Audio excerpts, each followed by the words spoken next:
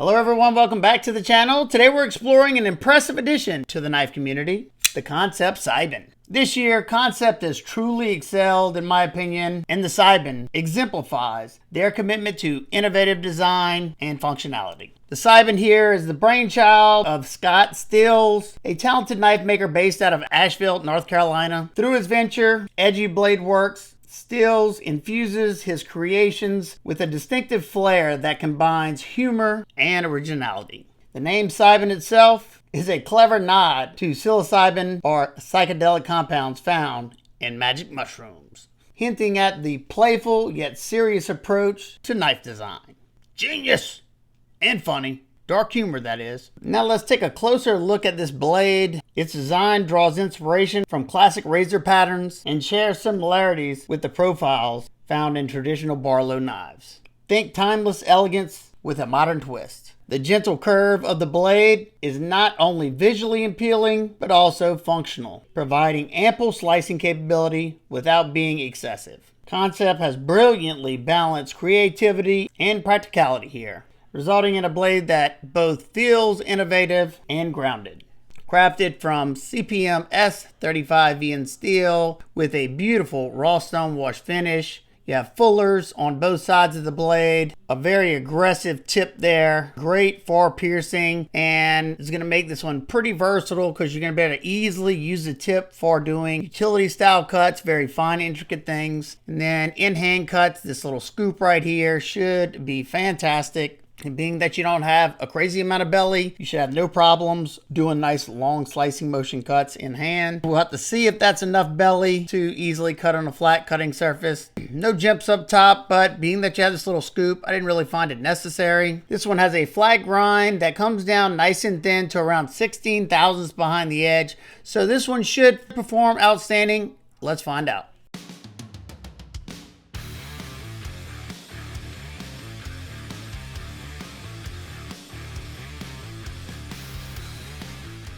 This is definitely not the sharpest knife I've ever gotten from Kansept out of box. It's not dull by any means, but it just doesn't feel like it has a whole bunch of toothiness to it, no grab. But being that you have this gradual belly to the tip, it's going to be a great slicer in hand, and you should be able to still do some cuts on a flat cutting surface. We'll find that out in just a little bit. But like I said, sharp enough to do this type of stuff, and it still feels sharp enough to get through all the tests. I'll be interested to see how it does when we get to the 1/2-inch sisal rope. Now we're testing the ergos, and even though these are flat scales, you have a nice gentle curve in the spine of the handle, and then my hand just feels really natural in the grip. The frag offers a perfect amount of texture without being uncomfortable. I'm able to get a lot of force into the wood, so yeah, I thought it did well. No real hot spots that I noticed. Yep. There you go. See how it's kind of skating a little bit? And I'm having to put a good bit of force into it. Now, you know, it feels like there by the tip is probably the dullest portion. Once again, not dull, but duller. And if you notice, whenever you have a belly that's like this one that's so low, I'm only able to get that first like inch of the actual apex onto the flat surface before I come in contact with either my knuckles or the scales, which is fine. And this still lends this one to be a fairly versatile blade. You can do all these. They're just a lot easier when you have just a little bit more belly, or that edge to drop down a little lower past the scales. But I much prefer this than say like a high tip Bowie or high tip clip point. You're not gonna get the best. You know, that's why it's versatile, jack of all trades, master of none. But yeah, so far so good. I just wish it would have had a nicer, crisper edge on it. But as soon as I'm done with this, I'm gonna put it on my sharpening system, and I'm gonna put my own edge on it. I may even lay the edge belt back. Man, that tip, this is where it's gonna excel the most whenever you need to do those fine intricate cuts, because you have a nice needle-like tip there, great for doing the drag cuts. And you know, the denser materials, it struggled a little bit, but got it done. And I can't really complain. I would have just much rather it as sharp as they usually come out of box. But hey, I've gotten some companies that send almost every other knife doll like in this range. So not bad at all. Still had fun using it, testing it.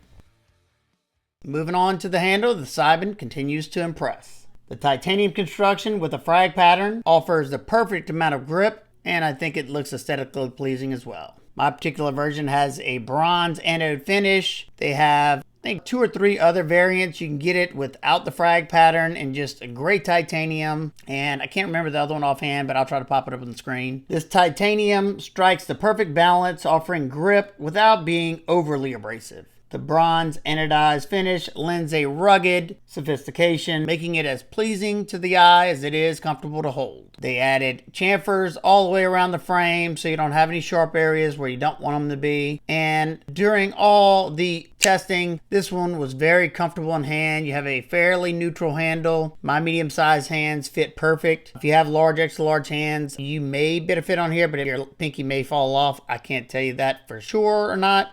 And I love the fact that they brought the frag pattern on the backside as well. And if you look, it looks very clean because they put the lock relief on the inside. I so wish more companies would start doing that. It still functions the same and it looks way better. What do y'all think about that? I think that is fantastic. So I would say the ergonomic design is noteworthy as well. With the subtle finger groove, transitions into a gentle arc right here. That feels natural in my hand. Even during demanding tasks, like whenever I was pushing hard into the wood, the dropped heel cradles the palm of your hand without causing any discomfort.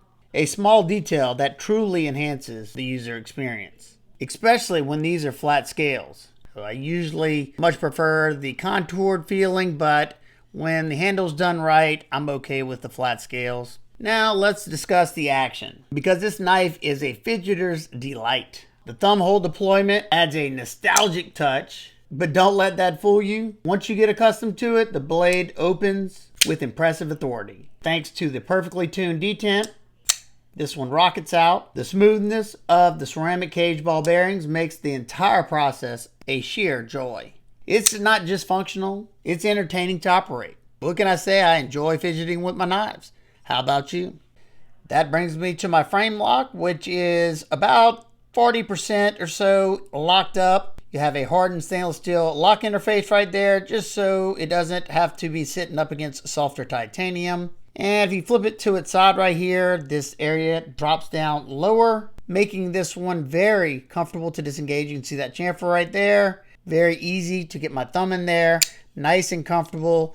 And for me, that is something I truly appreciate. My fingers don't enjoy uncomfortable things at all, but this one is done to perfection. When locked up, the frame lock provides a secure lockup with just the right amount of tension, instilling confidence without making you work for it. There's no play in any direction. Outstanding.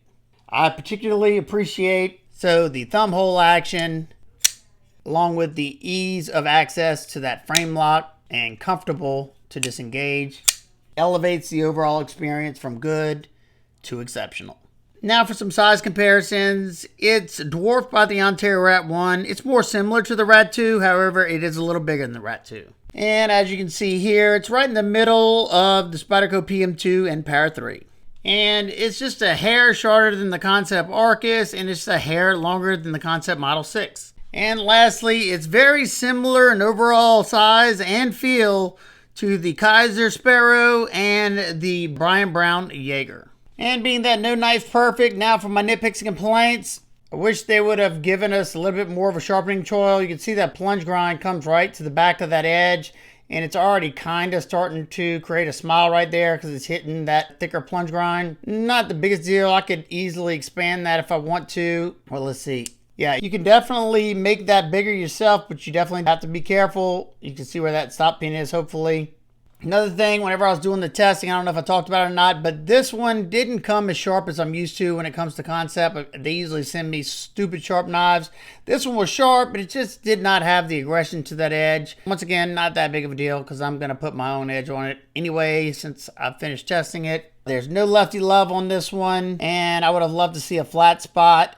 Even though this one is sitting on top of one of the frag squares, it's still always nice to have like a little flat pad underneath there. And lastly, I'm gonna keep saying until one day they do it, I wish they would use T8 construction throughout. You know, I just don't like T6. They have a tendency to strip out quicker, even though I haven't had any issues yet with any of my Kansept. And it's always nice to only have to use one driver. And I have not taken this one apart, but a lot of times when I see the Torx heads on both sides like that, a lot of times that means it's a free spinning pivot. So if anybody owns this knife, let me know. Do you know, is that a capture pivot or is it a free spinning pivot? It's not a huge deal because they do have Torx on both sides. All right, in conclusion, the Kansept Cybin is more than a mere tool. It's a statement.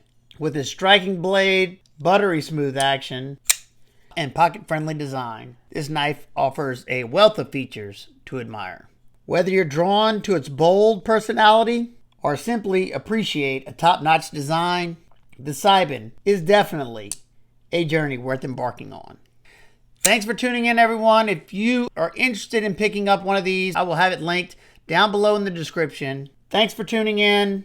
Don't forget to like, subscribe, and hit that bell notification for more in-depth knife and gear reviews. And share your thoughts about the Kansept Cybin in the comments below.